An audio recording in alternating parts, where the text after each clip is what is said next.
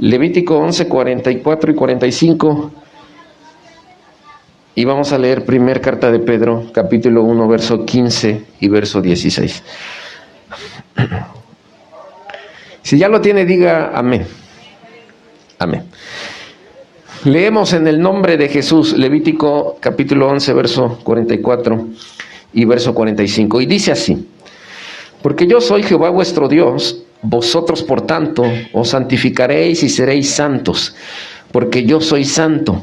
Así que no contaminéis vuestras personas con ningún animal que se arrastre sobre la tierra, porque yo soy Jehová, que os hago subir de la tierra de Egipto para ser vuestro Dios. Seréis pues santos, porque yo soy santo.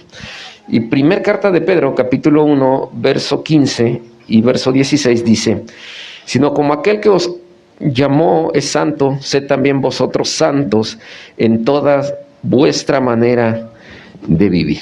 Oramos a Dios. Padre, en el nombre de Jesús oramos, pidiéndote por el evento que hoy tenemos con los niños de alcance evangelístico. Te ruego que los bendigas, que sea un tiempo en donde ellos puedan escuchar el mensaje y recibir el mejor de los regalos, que es la salvación. Te pido por cada uno de ellos, desde los más pequeños hasta los mayores. Te ruego por el equipo de maestras que va a estar ahí al frente. Y te pido que tú les uses también. Te ruego, Señor, por este mensaje que hoy estaremos compartiendo, que a lo largo de los minutos, a lo largo de la exposición, podamos ser bendecidos, desafiados, afirmados, podamos ser, amado Padre, confrontados también y confortados, amado Dios, a través de tu palabra. Queremos gozarnos en ti y queremos salir llenos, renovados y vitalizados, Señor, en cada área de nuestra vida. En el poderoso nombre de Jesús, el pueblo de Dios dice: amén. Ocupe su lugar, por favor, si es tan amable, esta preciosa tarde. Sean todos bienvenidos a la casa del Señor, y queremos agradecerle a Dios por la oportunidad que nos da de estar aquí reunidos. Quiero el día de hoy entonces aprovechar este momento para hablar acerca de la santidad, hermanos. Y el mensaje que quiero compartir se llama Viviendo en Santidad. Cuando nosotros vamos al libro de Levítico, tenemos que hacer una pequeña remembranza para entenderlo mejor acerca de lo que ha ocurrido en el Éxodo. Usted sabe que el pueblo de Israel estuvo subyugado, siendo esclavo de los egipcios, y fue tal el trabajo que comenzaron ellos a realizar, que comenzaron a clamar, comenzaron a orar a Dios para que Él los librara del trabajo tan excesivo que estaban desarrollando. ¿Y cuántos de ustedes saben que Dios escucha, hermanos, atiende las oraciones que elevamos? ¿Cuántos de ustedes reconocen que cuando han orado, Dios ha traído respuesta? Posiblemente no en el tiempo que usted, ¿verdad?, estaba esperando, pero Dios de una u otra manera siempre ha traído una respuesta. Y en el pueblo de Israel, Dios trajo una respuesta y les libertó. Entonces, antes de eso, Dios tuvo que enviar a 10 plagas, y cuando iba una plaga tras otra, el corazón de Faraón se iba endureciendo cada día más. Él no quería dejar libre al pueblo de Israel, pero Dios estuvo tratando, y al mismo tiempo estuvo tratando con su mismo pueblo y con el corazón del líder, que era Moisés, y con las personas, ¿verdad?, que estaban cerca de él, como era María y Aarón. La vida de Moisés tuvo muchos desafíos en este trayecto, y Dios ya le había hecho la promesa de que los iba a libertar, los iba a sacar de esa cautividad en donde se encontraban. Dios demandaba una sola acción del pueblo, y era la obediencia. A menudo la obediencia siempre va acompañada de la fe. Y recordemos que en Egipto había muchísimos dioses. Hoy en día no es muy diferente a eso. En el mundo hay infinidad de religiones e infinidad de dioses. pero bendito sea el nombre de Dios, porque hemos tenido un encuentro con Jesucristo, el que ha afirmado que es el camino, que es la verdad y que es la vida. Y aunque otros sigan cantando muchos otros dioses, nosotros estamos seguros de que cantamos al único Dios verdadero, al Dios, hermanos míos, que nos ha dado salvación, que nos ha dado la garantía de una vida eterna. Cantamos con devoción al Dios que nos ha transformado en nuestra manera de pensar y que por consiguiente ha traído una transformación también en nuestra manera de vivir. Y en ese pueblo egipcio había una gran cantidad de dioses, y el pueblo de Israel tenía, ¿verdad?, que convivir con ellos, tenía que estar ahí, y en cierto modo ellos comenzaron a adoptar las costumbres, la cultura comenzó a influenciar. Y es que el entorno cultural siempre va a influenciar de alguna u otra manera en la vida de la iglesia, en el pueblo. Nosotros como iglesia tenemos una identidad, tenemos un reino, pertenecemos al reino de los cielos. Y en el entorno de la cultura, cuando establecemos los principios del reino de Dios, la cultura de alguna u otra manera va a influenciar en las acciones, en los ideales que tengamos. Y Dios entonces, a través de esa promesa que le había dado a Moisés, cumplió la promesa. ¿Cuántos de aquí saben también que Dios es un Dios de promesas, es un Dios de pactos y es un Dios que cumple las promesas que Él determina? Y Dios entonces lleva al pueblo de Israel fuera de Egipto, y hay una serie de milagros, hay una serie de acciones de parte de Dios. Y una de las más reconocidas y de las que más nosotros podemos hacer mención es cuando el mar se abre y el pueblo pasa. Y el ejército de Faraón viene tras el pueblo de Israel, pero la mano poderosa de Dios estaba acompañando al pueblo de Israel. También podemos nosotros hacer énfasis de que Dios está peleando las batallas, de que Dios es el que no ha perdido ninguna batalla. Aunque usted y yo hemos perdido en el proceso batallas, Dios nunca ha perdido una sola. Y el mismo Dios que acompañó al pueblo de Israel está acompañando a la iglesia y te está acompañando a ti.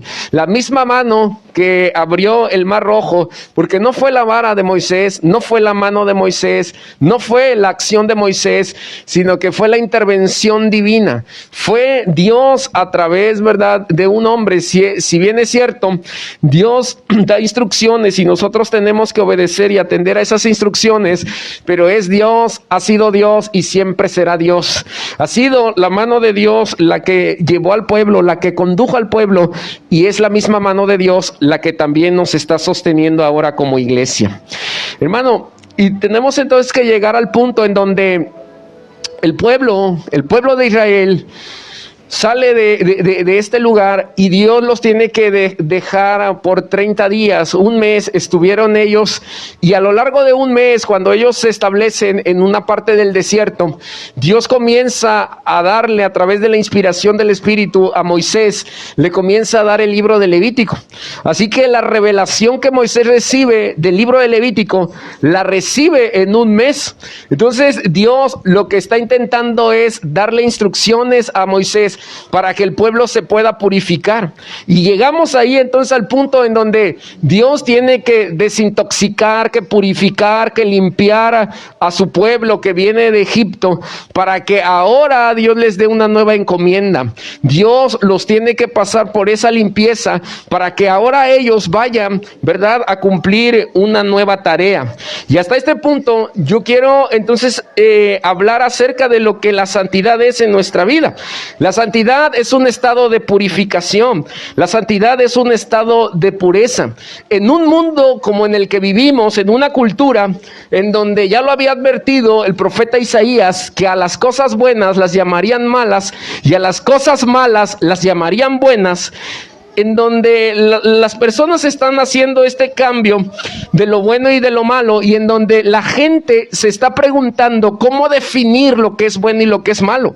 Vivimos en un mundo tan relativista que las personas muchas veces no saben de qué manera, ¿verdad?, reconocer lo que es bueno y aquello que es malo. Y la gente entonces entra en un sentido de confusión. ¿Quién va a definir el concepto de lo que es bueno y de lo que es malo? Si bien es cierto, hay una normatividad, hay principios que nos pueden ayudar a regir lo que es bueno y lo que es malo, pero hay otros puntos negros, otros puntos grises en donde desconocemos, ¿verdad?, qué hacer. Incluso nosotros como cristianos estamos influenciados en ello. No sabemos reconocer en algún punto qué es bueno y qué es malo. ¿Qué lo define? Bueno, en el caso de los cristianos, lo que va a definir lo que es bueno y lo que es malo es la palabra de Dios, porque la Biblia es nuestra brújula. La Biblia es nuestra regla de fe y conducta. La Biblia es la que nos va a dar dirección hacia el lugar donde nosotros tenemos que ir. La Biblia es la que va a determinar lo que tenemos que hacer. La Biblia es la palabra santa y viva de Dios. La Biblia que se nos ha sido entregada, se nos ha sido revelada, nos va a ayudar a identificar lo que es bueno y lo que es malo. Si queremos tomar buenas decisiones, tenemos que ir al consejo de Dios. La Biblia, entonces, siendo la palabra perfecta de Dios y santa, y nuestra regla de fe y conducta, es la que nos va a ayudar a vivir una vida en santidad. Además, la santidad es una cualidad fundamental de Dios y del Espíritu, y es una virtud indispensable en la vida de todo creyente. Es decir, es la capacidad que tenemos para poder reconocer las cosas que son buenas y son malas. Si tuviéramos que resumir en una sola palabra qué es bueno y qué es malo, diríamos que lo bueno se resume en santidad. La santidad tiene que ver también con el hecho de vivir de manera diferente. Si tuviéramos que decir qué es santidad en una palabra también, pudiéramos decir diferente. Y a eso Dios estaba llamando al pueblo de Israel. Los estaba sacando de Egipto, los estaba sacando de la idolatría, los estaba purificando a lo largo de ese mes. Les estaba diciendo lo que ellos tenían que hacer y los estaba entonces preparando para la nueva tarea que ellos iban a comenzar. Esto es que cuando Dios toma nuestra vida, Dios nos limpia, Dios nos va a purificar, nos va a procesar para encomendarnos a una nueva tarea, a una misión que tenemos que cumplir. Pero ¿de qué manera se va a romper ese ciclo de pureza, de limpieza en nuestra vida? Bueno, a través del pecado. En Levítico capítulo 13 encontramos acerca de la lepra, que era una terrible enfermedad. Las personas que vivían con lepra eran excluidas de la nación, del pueblo. Ellos tenían que estar afuera de la ciudad, y las personas con lepra pues comenzaban con una pequeña llaga, y la llaga comenzaba a crecer al paso del tiempo. La lepra además era contagiosa, y es por eso que a la gente se le excluía. La gente no podía estar dentro de la ciudad porque podía la gente con lepra contaminar a otros. Esto es también que la lepra no solo comenzaba con algo pequeño y era contagiosa. Las personas con lepra tenían que gritar: soy leproso, soy leproso, soy leproso, porque si la lepra estaba comenzando y las llagas todavía no eran evidentes en el cuerpo, la gente tenía que escuchar que esa persona tenía lepra, estaba contaminada, y las personas no se le acercaban porque tenían temor a contagiarse. La lepra comenzaba, ¿verdad?, a causar muchos daños físicos, y las personas que morían por lepra tenían una muerte difícil porque era una muerte lenta y dolorosa. La lepra, además de producir muerte, también generaba una serie de complicaciones sociales. La familia tenía que alejarse de ellos. La lepra impactaba no solamente en el cuerpo físico, sino también en el aspecto social y emocional. Las personas con lepra siempre suplicaban por misericordia, por ayuda. Los dolores eran tan intensos que nada podía, ¿verdad?, detener la situación que ellos estaban experimentando.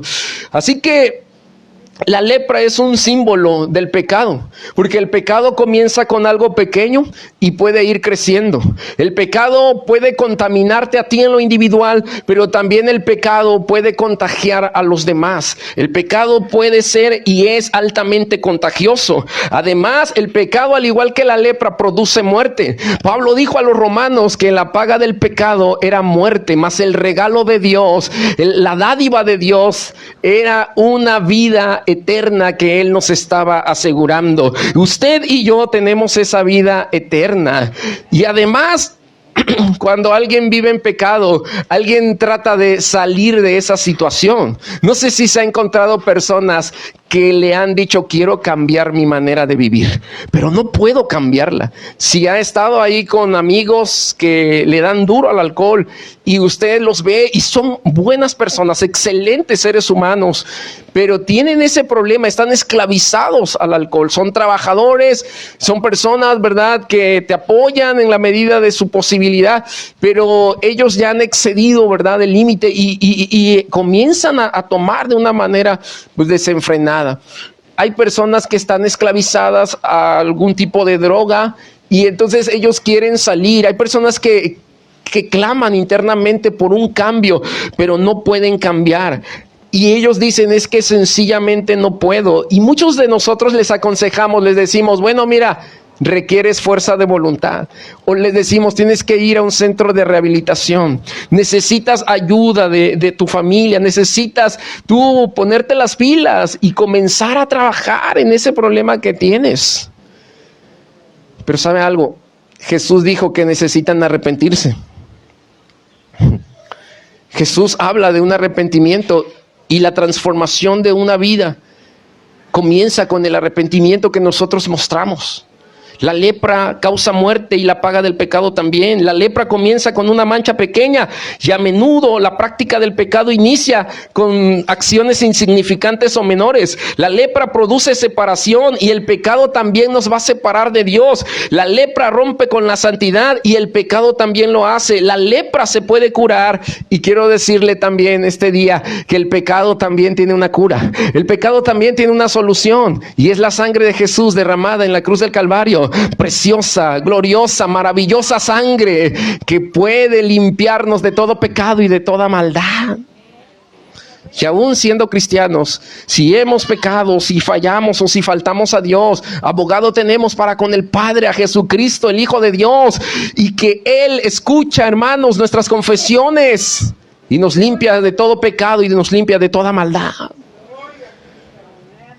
Esta es entonces una comparativa entre lo que es la lepra, el símbolo de la lepra, con lo que representa el pecado en la vida. ¿Y sabe algo? En los evangelios se relata la historia de hombres que estaban leprosos y que se acercaban a Jesús y que los expulsaban y la gente decía: no te acerques, no puedes venir, porque la gente tenía temor de ser contaminada. Pero Jesús extendió una y otra vez sus manos de amor y misericordia, y la condición de estos hombres y estas mujeres leprosos cambió. Y de la misma manera un día llegamos en una condición, porque en el sentido figurado también teníamos otro tipo de lepra espiritual. Y cuando llegamos a los pies de Jesús, Él nos miró, Él nos tocó, y nuestra vida, hermanos, sintió el amor más profundo, el amor que no tiene punto de comparación con ningún otro amor, el amor que nos quitó todo temor, el amor que nos dio una nueva identidad y una nueva vida. Ha sido el amor de Dios, el amor que llegó a nuestros corazones. Entonces la santidad se va a romper con la lepra. Una vida diferente es la que Dios está demandando de ti. Pero ¿en qué áreas de la vida yo necesito tener santidad? Hoy voy a hablar rápidamente de dos áreas. Número 1, vaya usted a la carta de Efesios, por favor, capítulo 5, versículo número 4. Efesios capítulo número 5, versículo número 4. Lo leo. Dice: ni palabras deshonestas, ni necedades, ni truanerías que no convienen, sino antes bien acciones de gracias. Pablo hace un llamado a que andemos en amor, de la misma manera en como Cristo nos ha amado. En todo este escrito de Pablo a los Efesios, él está hablando de vivir. Está hablando él de vivir en el Espíritu, de vivir en amor, de vivir en unidad. Está hablando en todos estos pasajes de cómo tenemos que vivir ahora que somos cristianos. Y Pablo está haciendo aquí una referencia en cuanto a la santidad que debemos tener en nuestras palabras. En la versión NTV se lee de esta manera: los cuentos obscenos, las conversaciones necias y los chistes groseros no son para ustedes. En cambio, que haya una actitud de agradecimiento a Dios. Es lo que Pablo está escribiendo ahí. Es decir, que un área de nuestra vida en donde tenemos que tener cuidado y debemos mostrar la santidad es en nuestro lenguaje, en la forma en cómo nos estamos comunicando con otros. Es decir, que lo primero habla acerca de groserías o de las palabras o los cuentos que son obscenos. En la cultura romana, en los días de la iglesia primitiva, la palabra cruz no podía ser mencionada, porque de acuerdo a la cultura de ellos o al lenguaje que utilizaban, si alguien decía cruz o la palabra se pronunciaba, ¿verdad? Como una palabra sinónima o tal cual cruz, entonces alguien estaba diciendo una grosería. Yo no quiero que usted aquí piense en groserías. Yo soy costeño, vengo de la costa. De hecho, tengo familia afromexicana de la Costa Chica, y las personas que son costeñas y también en la Costa Grande, su lenguaje es un tanto coloquial. Ellos utilizan, ¿verdad?, un lenguaje en el que las groserías son parte del día a día. De hecho, los cariños que se reciben de parte de los parientes, ¿verdad?, de esos lugares, es a través de groserías. Así que uno desde que está pequeño, desde chiquillo, ellos comienzan, ¿verdad?, a oír palabras kilométricas, o sea, unas palabras fuertes, pero es algo que dentro de la cultura, ¿verdad?, de ellos lo practican de esa manera. Pero ahora nosotros que estamos en Jesús, que hemos venido a Jesús, y como le decía, que ahora estamos con una bandera y con nuevos principios del reino de Dios, estas palabras que son groseras dentro de nuestra cultura se tienen que ir de nuestros labios. Este tipo de palabra, de lenguaje, no tiene que ser parte de nosotros, no porque no la sepamos, no porque nos asustemos con oírlas o decirlas, porque sencillamente ahora nosotros tenemos que mostrar una diferencia, porque ahora vivimos en la santificación que Dios nos ha dado. Usted se sube a cualquier transporte público de Iguala o de cualquier ciudad, o va al mercado y usted va a escuchar, va a oír groserías. Estamos inmersos en ese entorno. Pero usted, cuando sale de la reunión, cuando va al trabajo, cuando va a la oficina, cuando va a la escuela, cuando va al negocio, cuando va al mercado, una parte de la iglesia local que es Kairos y de la iglesia universal, que es toda la iglesia de Cristo en el mundo, está en el lugar donde usted se encuentra, porque usted es la iglesia. Entonces tenemos que ser santos y tener cuidado con las palabras que estamos hablando. La Biblia dice que a través de las palabras podemos traer vida o podemos traer muerte, y debemos tener mucho cuidado, porque si no es parte de nuestra cultura ni de nuestra nueva naturaleza, si hablamos groserías, no estamos glorificando a Dios. Si está aquí, dígame amén. Así que debemos tener cuidado con las groserías. Debemos tener cuidado con las palabras que hablamos, con las palabras que expresamos, porque estas palabras pueden traer muerte o pueden traer bendición. Y Dios te ha llamado para que traigas vida. Dios te ha llamado para que tú traigas, hermanos, una renovación. Y no sé cómo tú has notado, ¿verdad?, cuando has tenido charlas con personas que no pronuncian groserías, ¿de qué manera, verdad, tú disfrutas esa conversación o qué piensas de esas personas? Hay quienes incluso sin predicar, con el solo hecho de no hablar, ¿verdad?, palabras que para la cultura son groseras, la gente viene y dice, oye, tú hablas diferente. Hay algo extraño en ti. Y muchos revelan lo que son por el lenguaje que utilizan en el entorno donde se encuentran. Aunque a veces es tentado su corazón a decir no solo una, sino 1,000,000. Pero usted tiene que vivir en esa santidad. Número 2, necedades. Esto es comentarios negativos o el tipo de plática que usted puede esperar de una persona ebria. Ha estado en un ambiente en donde no están tomando socialmente, en donde están borrachos, perdidos totalmente, así de que se quedan a dormir ahí en la calle, o sea, borrachos totalmente. ¿Cuál es el tipo de diálogo de una persona ebria? Está descoordinada. Su lenguaje no es el adecuado. Y comienza a hablar necedades. Comienza a hablar, ¿verdad?, de una manera destructiva.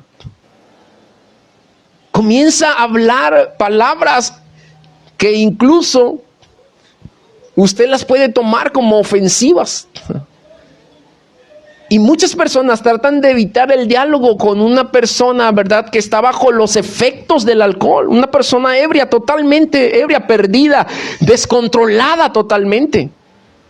Porque las personas ebrias van a generar una serie de complicaciones.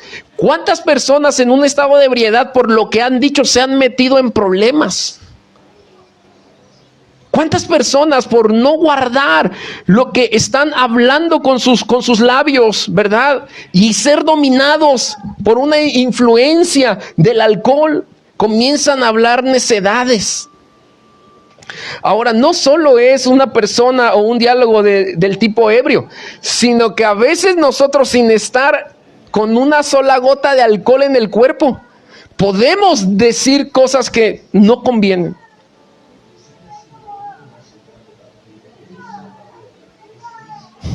¿Alguien dice amén acá? Y a todos nos ha pasado algo así. A veces decimos cosas no convenientes, pero por eso tenemos que pedirle a Dios que nos ayude a vivir como en santidad, diferente, de una manera diferente. Yo tengo entonces que cuidar lo que digo y tengo que cuidar lo que oigo. Pablo nos llama a través de los Efesios a que vivamos, a que andemos en santidad en nuestra manera de hablar. Y luego palabras de doble sentido, los chistes obscenos, chistes rojos. Eso dice la Nueva Traducción Viviente. El consejo de Salomón es este, y es muy acertado, de Eclesiastés 5:11. No dejes que tu boca te haga pecar, ni digas delante del ángel que fue ignorancia, porque harás que Dios se enoje a causa de tu voz y que destruya la obra de tus manos. Es lo que dice el sabio Salomón. A veces nos dejamos dominar por nuestra boca. Y Santiago, escribiendo en el capítulo 3, habla y dice que debemos tener control de nuestra lengua, de nuestra boca. Muchas veces es mejor, así como hoy hay un tremendo silencio. Muchas veces lo mejor es callar, guardar silencio. Aunque queramos decir muchas cosas, hay momentos en los que más vale guardar silencio. Y Jesús fue llevado, y entonces comenzaron a decirle, no vas a hablar. Seguramente usted ha visto películas en donde les quieren sacar la verdad, esas películas de policías, historias donde toman a una persona y lo comienzan a golpear para que hable, hasta que diga la verdad. Y la persona guarda silencio, no habla. Y de Jesús aprendemos que cuando le preguntaban y cuando estaban ahí, y él guardaba silencio en muchos momentos, no en todos, Pero sí había momentos en los que Jesús optaba por guardar silencio. ¿A cuántos de nosotros nos ha dominado la boca, hermanos? Y hemos perdido la santidad en cuanto al lenguaje que hemos utilizado hacia otros.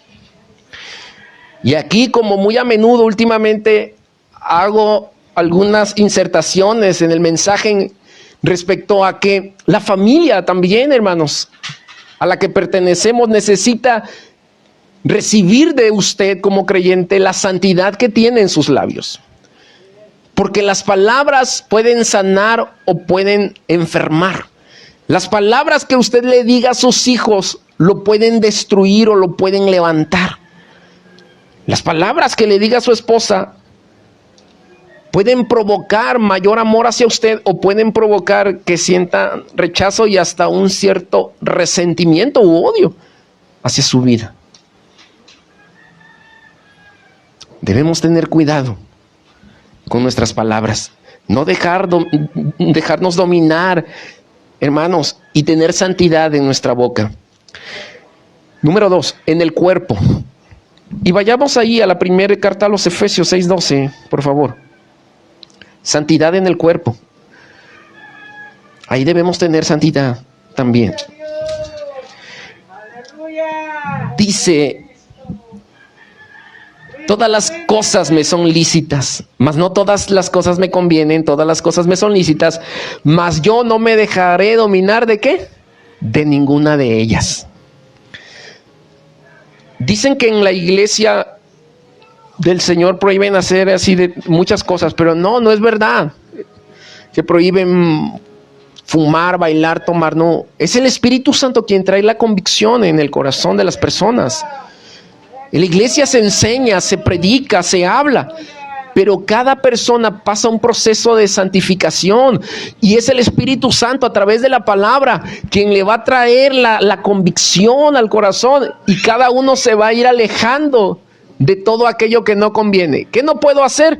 Pues todo lo puedes hacer, pero no todo te va a convenir. No todo te va a ayudar, no todo va a ser bueno para tu vida espiritual, no todo va a contribuir. Es decir, que todo está permitido, pero no todo, hermano, lo tienes que hacer. No te tienes que dejar dominar por las cosas. Pablo habla en Tesalonicenses 4:4 también, y dice que las viandas para el vientre y el vientre para las viandas, pero tanto el uno como las otras destruirán el cuerpo de Dios. Pero el cuerpo, hermanos, no es para fornicación, sino para el Señor, y el Señor es para el cuerpo. Esto es que podemos tener dos vidas: la vida en el espíritu o la vida en la carne. Vivir en el espíritu es el llamado que Dios nos está haciendo, es el llamado que Dios te está haciendo a ti.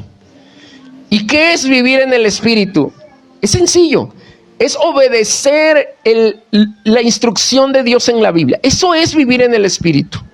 Es obedecer los mandamientos de Dios.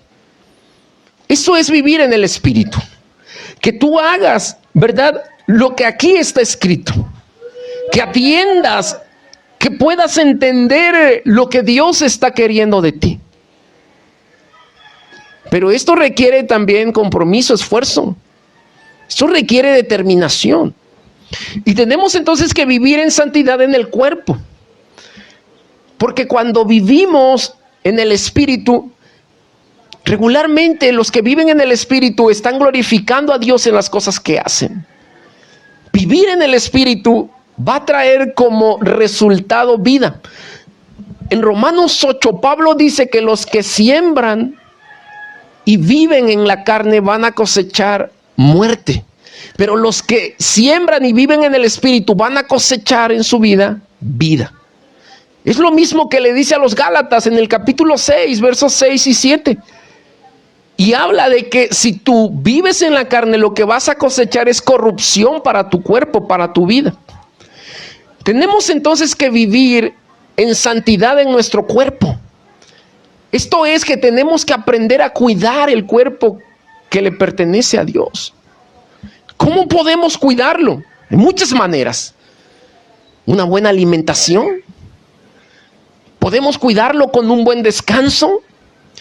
Podemos cuidar nuestro cuerpo de tal forma en que lo que hagamos, hermanos, esté honrando a Dios. ¿Y cómo? Cuidar los excesos. La alimentación puede ser un exceso, la comida, lo que tomamos. Y eso a veces nos trae grandes dificultades. Muchos de nosotros tomamos excesivamente refrescos, yo soy uno de ellos. Y debemos aprender a cuidar el cuerpo. Pero espiritualmente, ¿cómo podemos cuidarlo? Alimentándolo con la Biblia, con la palabra. Así que debemos, cada uno de nosotros, cuidar el cuerpo. Tener un cuidado especial por el cuerpo. Amar el cuerpo. Porque es el templo de Dios. Es la habitación de Dios. Pero el cuerpo también se puede cuidar de las relaciones sexuales ilícitas. Fornicación, adulterios. De lo que entra por nuestros ojos. De lo que consumimos por nuestros oídos. De lo que estamos viendo y está teniendo un efecto negativo en cuanto a nuestros valores como cristianos, o que nos están llevando a una confusión de lo que es bueno y de lo que es malo. Y tenemos que aprender a cuidar lo que entra por nuestros ojos también.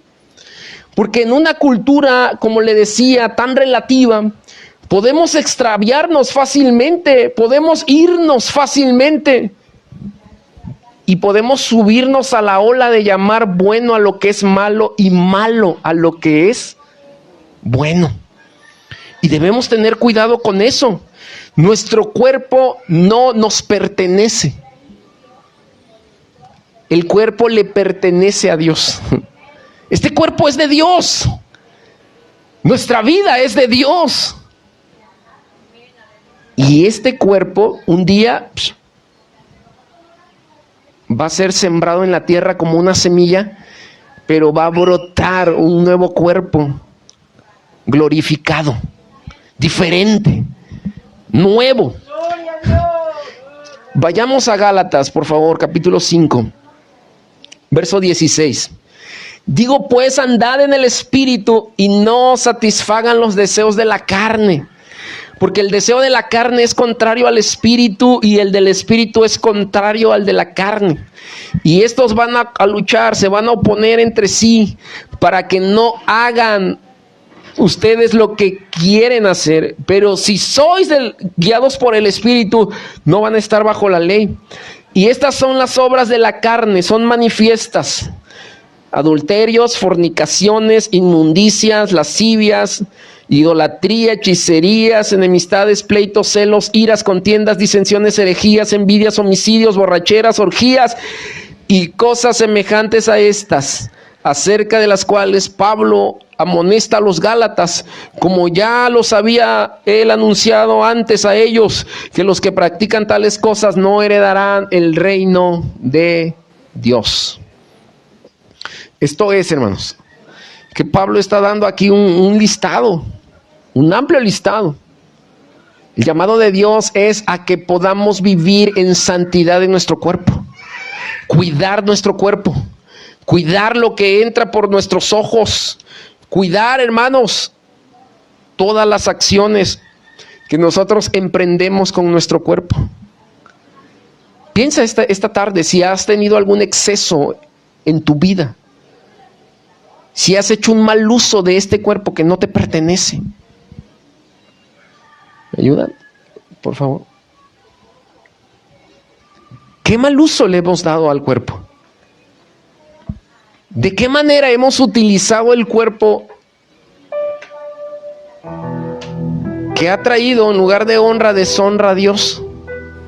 Que ha traído en lugar de sanidad, enfermedad a nuestro cuerpo.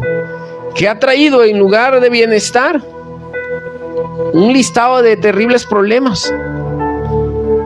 ¿Cómo puedo yo vivir en santidad? Bueno, primero, reconociendo si yo tengo que confesar algo ante Dios, si estoy haciendo algo mal, confesando.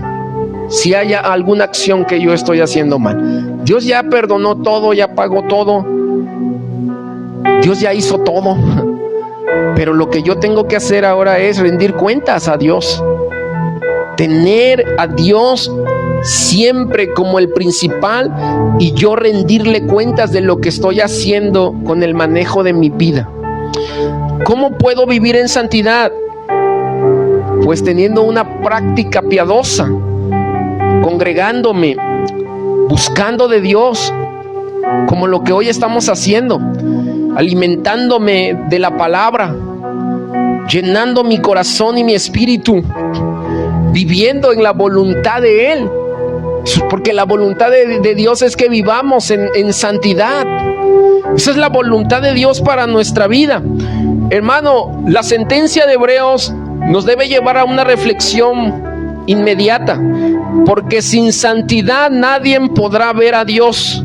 Somos un pueblo que ha sido llamado de la oscuridad y que ahora tiene que alumbrar a un mundo perdido, a un mundo que está sumergido en tinieblas, a un mundo con carencias, a un mundo que tiene un listado enorme de necesidades, a un mundo que no ve por dónde va a ser la salida, a un mundo que se ha encerrado en un laberinto, pero nuestra salida está ya en el cielo. Y mientras estamos aquí de paso, tenemos que vivir de una manera diferente.